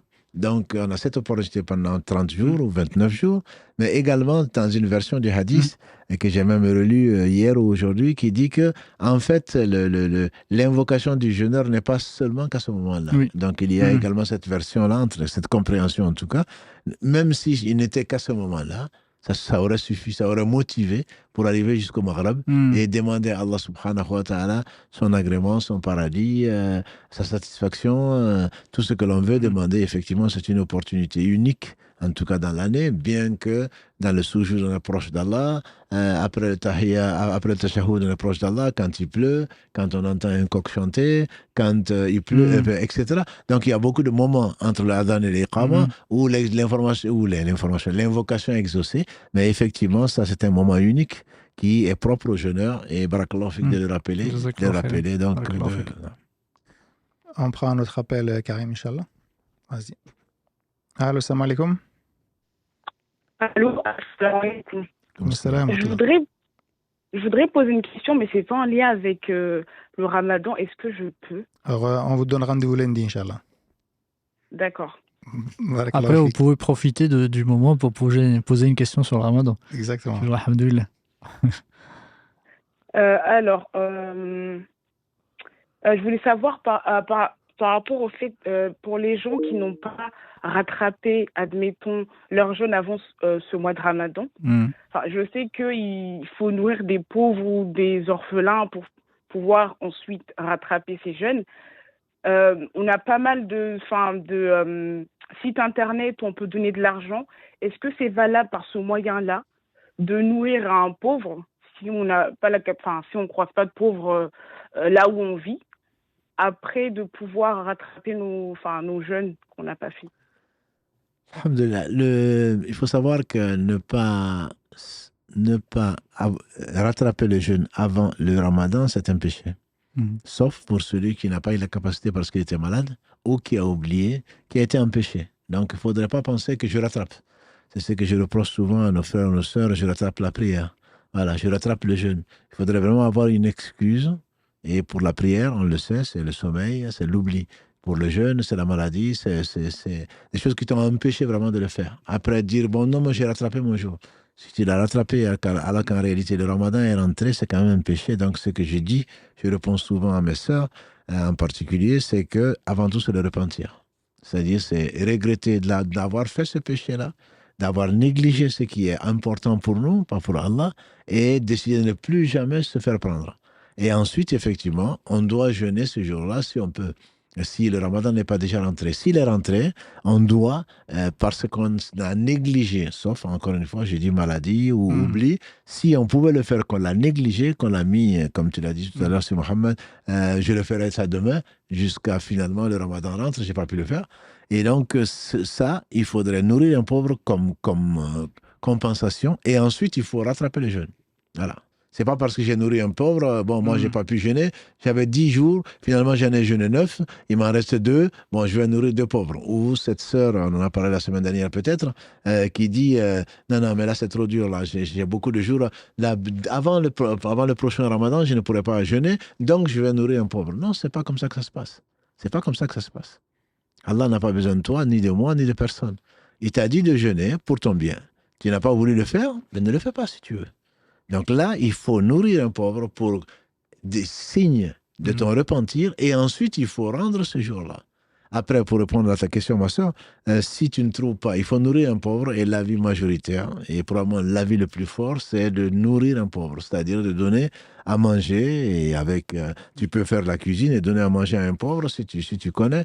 Et si tu ne connais pas, c'est permis donc de passer par des gens qui connaissent les pauvres, notamment une mosquée, en leur disant, voilà, ça c'est pour la fidia, je dois ceci et cela, et à eux de transformer. Donc ça, si tu as une mosquée à côté, de transformer, de trouver les pauvres. Les mosquées sont censées être proches des fidèles, donc de trouver les pauvres pour les nourrir. Et si vraiment tu n'as pas de mosquée à côté ou la mosquée ne le fait pas, etc., il y a des associations donc, humanitaires qui promettent de nourrir des pauvres avec. Donc tu peux leur donner l'argent en question, qui est estimé, nous dans notre cas ici, en tout cas, on l'a estimé à 7 euros. Certains ont dit 9, nous on reste sur 7 euros. Et donc de donner à une association, ici à Toulouse, on parle de Ouma 31 plutôt, puisqu'avec laquelle la coordination travaille, et qui, je suis certain, va acheter des denrées alimentaires, va accompagner même parfois avec la viande, etc., pour donner à plus nécessiteux. Donc, si vraiment tu ne trouves pas à côté de toi une mosquée ou des gens qui connaissent des pauvres, à ce moment-là, tu peux faire un virement sur un compte d'une association humanitaire connue et respectée pour le coup, sans avoir à faire beaucoup d'enquêtes, mais en faisant confiance donc à des gens qui prétendent le faire. S'ils le font, toi, ta compensation est valable de toute façon. S'ils le font, c'est tant mieux pour eux. Ils auront la récompense. Et s'ils ne le font pas, ils auront le péché. Pour la question, pour rester sur cette même question, si la personne elle ne peut pas jeûner à cause d'une maladie et qu'elle n'a pas les moyens de sortir et de nourrir un pauvre, comment elle peut obtenir la récompense du jeûne? Alhamdulillah, la yukallifu Allahu nafsan illa wus'aha. Les savants ils sont clairs, ils prennent le dernier verset de la Sourate Al-Baqarah, 286. Allah ne charge aucune âme au-dessus de ce qu'elle peut supporter. Si vraiment la situation est celle que tu décris ou celle que la personne décrit, elle ne peut pas. Est-ce qu'elle mange ou pas? Si elle n'a pas la capacité de se nourrir et de donner à manger, mais alhamdulillah, elle n'a rien à faire. Allah lui pardonne. Mais je ne suis pas sûr que ce soit le cas de beaucoup. Voilà. Si vraiment elle peut donner à manger, elle doit donner à manger. Si elle ne peut pas donner à manger, qu'elle n'a que de quoi vivre, à ce moment-là, elle n'a pas à payer. Ça, c'est la vie que je connais. Je ne sais pas si Mohamed, si tu connais. Voilà. Si elle ne peut pas, elle ne peut pas. Elle ne peut pas, elle a à peine de quoi se nourrir, elle ne va pas donner à un pauvre en plus. Et Allah sait qu'elle ne peut pas. Maintenant, si elle ne peut pas, elle mange au restaurant et en même temps, elle fait ses courses et elle envoie de l'argent au pays. Mais oui, mais moi, je suis au RSA. D'accord. Le RSA te permet de vivre ou pas? Si tel est le cas, Allah te donne 11 mois pour payer ça. Donc, il ne s'agit pas de payer tout de suite. Tu peux le payer en 20 fois, sans intérêt, bien sûr. Et voilà. Donc, tu peux le payer, tu perds un peu d'économie. Et si tu ne peux pas payer pour nourrir 30 pauvres, ben, tu peux payer, tu peux peut-être nourrir 10 pauvres.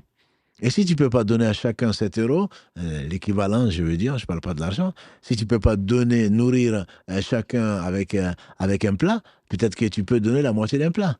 Et chez les Maliki, par exemple, c'est le quart de Zakat al-Fitr.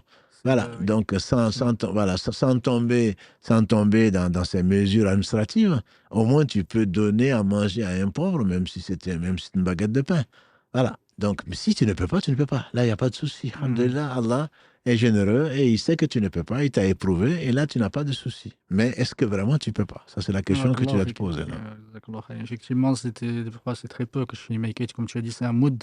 C'est juste le fait de date, ou de la nourriture la plus commune. Chez, par exemple, les Hanbalites, c'est plutôt un demi-sa'. Du coup, c'est pas énorme. C'est 2 moods, effectivement. Ça correspond à quoi? 250 grammes de date, c'est pas énorme non plus. Effectivement à fournir. Du coup, il faut barakallahu fik d'avoir rappelé. Il faut vraiment se poser la question, est-ce qu'on vraiment on peut pas? La question, en plus, elle a été posée sur le montant à donner, 7 euros, 9 euros. J'ai vu passer aussi, donc vous l'avez précisé. Le CFCM a dit que c'était 9 euros. Sur quelle base, je ne sais pas. Nous, on était sur 5 euros pendant 10 ans. Et ensuite, les Parisiens ont rajouté 2 euros. On les a suivis. Et là, maintenant, ils rajoutent encore 2 euros. Mais la mosquée de Paris, je viens de voir hier, a dit que c'est 7 euros. De toute façon, nous, sur Toulouse, en tout cas, on reste sur 7 euros. Et celui qui ne peut pas donner 7 euros va donner 5 euros. Voilà. Donc, comme il a dit le frère Si Mohamed, est-ce que c'est un mood, est-ce que c'est un sa'a, c'est un sa'a dans Zakat al-Fitr, est-ce que c'est un mood, est-ce que c'est la moitié de mood? Peu importe, l'essentiel, c'est l'esprit. Je ne peux pas donner, 5 euros, entre guillemets, mais je donne 4. Je ne peux pas donner 4 euros, je donne 3 euros. Est-ce que moi, j'ai vu de 3 euros? Moi, ma question est là. Est-ce que mon repas vaut 3 euros ou plutôt il vaut 10 euros? Ça, Allah le sait. Allah m'a-t-il donné de quoi manger? S'il m'a donné de quoi manger, je dois donner de quoi manger à un pauvre. Mais si je n'ai que ça, bien sûr que je ne suis pas obligé. Je ne vais pas m'abstenir de manger pour donner à un pauvre. Là, je ne connais pas de divergence entre les savants sur la question. Je vous propose, Cheikh Mohamed, de prendre un dernier appel, Inch'Allah. Allô, salam alaikum. Allô, salam alaikum. Vous m'entendez bien? Oui, très bien. On vous écoute, Inch'Allah. Je voulais vous demander si le ramadan a une incidence particulière sur les personnes qui souffrent de mal occulte et par rapport au hadith des djinns qui sont enchaînés. Il y a des personnes qui souffrent de mal occulte et qui disent que les symptômes pendant le ramadan sont les mêmes que le restant de l'année. À partir de là, comment est-ce qu'on doit comprendre ce hadith pour ces personnes-là? Et pour les personnes qui ont ce problème, est-ce que le ramadan peut avoir une incidence dans la résolution de ce problème? C'est ma question. Là, j'ai pas de... Non, le hadith, comme le frère Si Mohamed il a dit, le hadith il dit que les shéatines sont enchaînés. Certains disent que ce sont les plus virulents. C'est l'explication la plus répandue. Est-ce que ce mal occulte est dû à un shaitan qui est très virulent ou pas virulent? C'est la personne qui le vit. Dans tous les cas, le hadith il est authentique. Le hadith peut être expliqué par le fait que la personne qui a un mal occulte, parce que tu le sais, mon frère, il y a beaucoup, on dit que 70% des gens qui ont dit qu'ils ont un mal occulte n'ont pas un mal occulte. C'est plutôt un problème psychologique. Je ne dis pas que ce n'est pas vrai. Il y a des gens qui ont un mal occulte. J'ai vu, j'ai participé, j'ai assisté, et c'est quelque chose d'affreux. D'affreux, c'est une épreuve qui est terrible.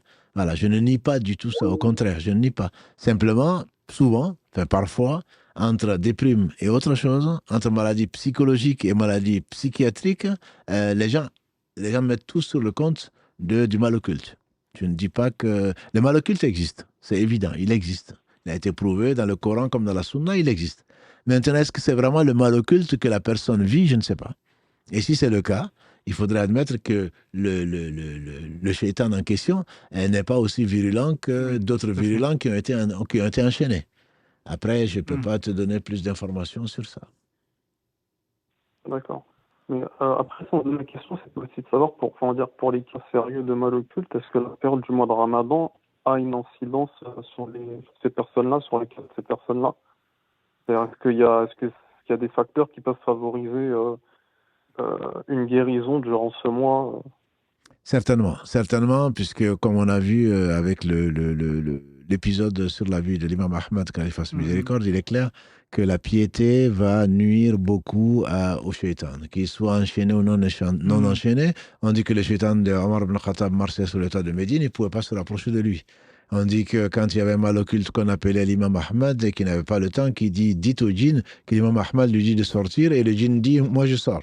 Voilà, donc je ne dis pas que la personne qui a un mal occulte n'est pas pieuse, c'est une épreuve, et que Allah subhanahu wa ta'ala guide les sorciers ou qu'ils les détruisent, c'est quelque chose d'extrêmement grave. Mais il est clair que les efforts pour lutter contre ce mal viennent avant tout d'une conviction que c'est Allah qui guérit. Le prophète sallam a été ensorcelé dans la version la plus authentique possible, et donc il faut faire des efforts. Donc parfois le mal occulte empêche la personne de prier, mais ça ne lui donne pas, tant qu'elle est consciente, la permission de ne pas prier. Voilà, donc avec le ramadan, alhamdulillah, avec le jeûne, nécessairement, comme l'a dit le prophète sallam, le jeûne va restreindre, va diminuer les passages de shaitan. Donc, qu'il soit virulent ou pas, le jeûne a nécessairement un impact dessus. Ce que disait l'imam al-Ghazali, qu'Allah fasse miséricorde, si Mohammed parlait des 3 ennemis dont il parlait, donc un des ennemis, c'est Satan. Le fait de jeûner, le professeur m'a dit que ça va restreindre. Ça va restreindre donc le passage de Shaitan. Donc, si la personne peut jeûner, elle va jeûner. Elle doit jeûner et nécessairement, il y aura un impact dessus. Ça c'est une conviction. Et qu'Allah facilite aux personnes éprouvées. Barakallahu fik. En tout cas, effectivement, sur les shayatins, les ulama, ils ont divergé sur il y a plusieurs versions, et en tout cas sur le hadith, que les shayatins sont enchaînés. Il y a certains, effectivement, qui disent il n'y a que ceux qui sont les plus virulents, les maradas, effectivement, qui sont enchaînés. D'autres qui disent que, en fait, c'est juste leur effet qui sont affaiblis, mais leur effet reste, effectivement, ils continuent à faire le waswas. On a pendant le ramadan, mais comme tu as dit, barakallahu fik, ils sont plus affaiblis pendant le ramadan. Allah subhanahu wa ta'ala veut donner cette opportunité aux croyants de profiter de ce mois et de rechercher le pardon, et que l'adoration soit la plus simple possible pour eux, et ça c'est par miséricorde d'Allah subhanahu wa ta'ala. Et en revanche, ça reste encore un peu. C'est juste que le malokut diminue pendant le mois du ramadan grâce à la miséricorde d'Allah subhanahu wa ta'ala. Barakallahu fikum, barakallahu fikum, mon frère, pour la question. On va terminer sur une dernière question, Cheikh, écrite. La personne, elle dit, voilà, je jeûne donc de tout mon être le mois du ramadan, mais je suis cuisinier et je prépare des plats qui sont haram. Donc, est-ce que ça a un impact sur mon jeûne? Certainement, ça a un impact. Tu demandes à Allah subhanahu wa ta'ala justement qui accepte les doigts, notamment quand tu romps le jeûne, et durant tout le jeûne, tu demandes à Allah subhanahu wa ta'ala de te diriger vers ce qu'il aime et agrée, et Allah n'a rien interdit que ce qui est mauvais. Donc, c'est sans te juger. Tu jeûnes de tout ton être. Allah t'a ordonné ce jeûne pour que tu sois pieux. Demande-lui sincèrement et recherche à côté. Allah te donnera certainement. Et personne, a dit le prophète sallallahu en substance, n'a abandonné une chose pour Allah sans que Allah ne lui donne mieux. Je ne doute pas de ta sincérité, mais va jusqu'au bout de ta logique. Si vraiment tu jeûnes pour Allah, pour atteindre la piété, demande à Allah très sincèrement de te diriger vers ce qui lui plaît et qui l'agrée. Et Allah n'agrée pas ce qui est illicite. Voilà. Donc, si tu jeûnes de tout ton être, tu ne peux pas jeûner. Ton jeûne est valable, bien sûr. Administrativement, il est valable. Mais ce jeûne, c'est lui qui t'a peut-être permis de poser cette question-là.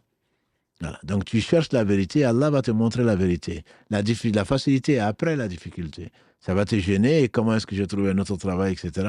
C'est facile à Allah. Voilà. Donc, il faut sincèrement t'inscrire dans la démarche de retrouver quelque chose de halal qui plaît à Allah. Et je suis certain qu'Allah va mettre la baraka dans ce que tu vas trouver, il va te le faciliter après la difficulté, et tu seras surpris toi-même de la réalité, comment ta réalité va changer. Mais il est certain que si la chose est interdite, elle est interdite, on ne peut pas espérer sortir de l'interdit à quelque chose de bon, sauf si on y a été contraint. Comme, alhamdulillah, Allah nous le dit, même pour la viande de porc, etc., etc. Donc, ça, c'est sûr qu'il faudrait activement rechercher un travail qui te permettra, peut-être dans le même domaine ou dans un autre domaine, de vivre de quelque chose d'illicite, donc qui te préservera, Inch'Allah, du feu de l'enfer le jour du jugement dernier.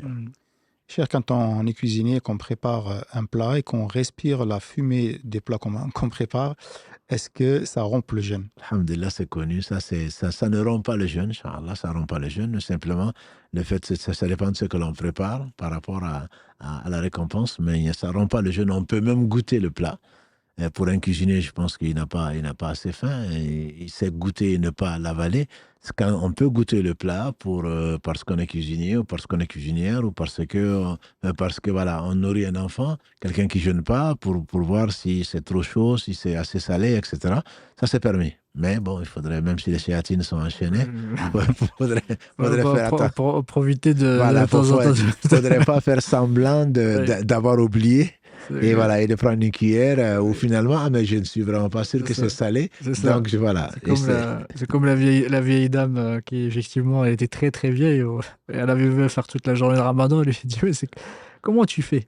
Elle lui a dit, heureusement que pendant l'odo, j'arrive, je bois les 3 gorgées, parce que sinon, j'arriverais pas à finir la journée.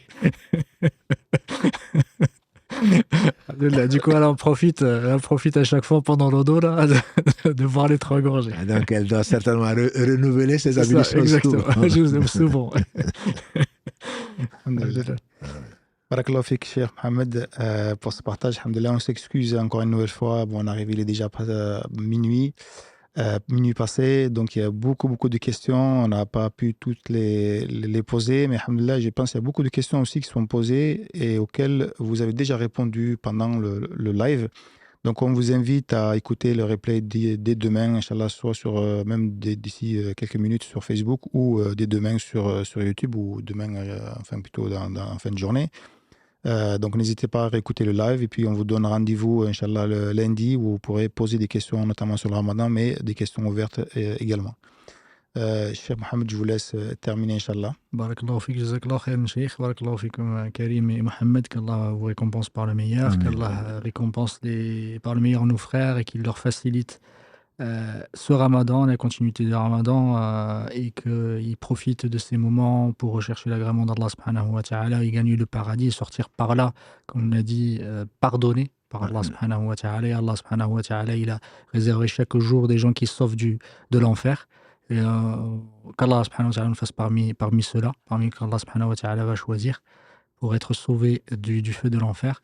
Barakallahu fikum, on se voit, Inch'Allah, la semaine prochaine, bi'idhnillahi ta'ala, si Allah le permet, pour aborder le sujet de la piété, un sujet très très important, généralement, et surtout et aussi pendant le Ramadan. Barakallahu fikum, subhanakallahumma wa bihamdika, ashhadu an la ilaha illa anta, astaghfiruka wa atubu ilayk, subhana rabbika rabbil izzati amma yasifun, wa salamun ala al-mursalin, walhamdulillahi rabbil alamin.